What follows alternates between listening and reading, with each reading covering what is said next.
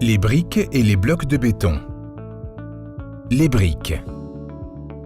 Les murs de maçonnerie peuvent être construits avec des briques ou avec des blocs de béton. Le meilleur choix est la brique en terre cuite massive. On peut aussi utiliser des briques avec des perforations verticales à condition que leur surface soit inférieure aux 50% de la surface totale. Il ne faut jamais utiliser des briques à perforation horizontale. La largeur minimale des briques doit être de 15 cm. Une brique convenable doit être de forme régulière, de couleur uniforme, sans déformation, sans fissure ni craquelure. Pour garantir le bon fonctionnement d'une brique, on peut faire les tests suivants. Rayer la brique avec un couteau. Si elle est de bonne qualité, elle ne se marque pas facilement. Le test des 3 points.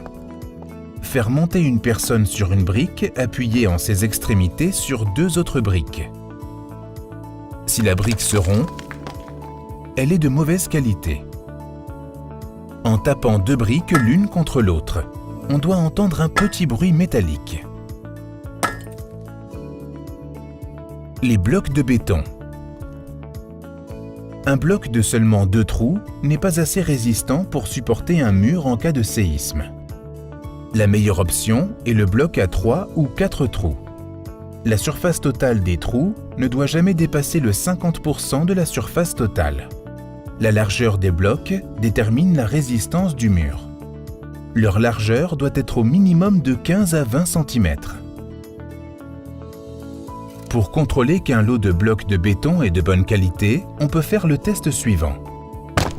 Laissez tomber 5 blocs d'une hauteur d'1,50 m sur une surface dure, en béton par exemple.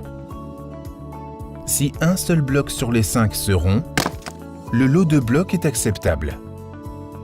Si 2 blocs ou plus se rompent, tout le lot est déconseillé pour la construction. Les blocs doivent être curés puis stockés sous une bâche ou à l'ombre. Il ne faut jamais acheter ou utiliser des blocs avant la fin du processus de curage. Si on les expose trop au soleil, les blocs sèchent, perdent leur eau par évaporation et ne peuvent pas atteindre la résistance satisfaisante.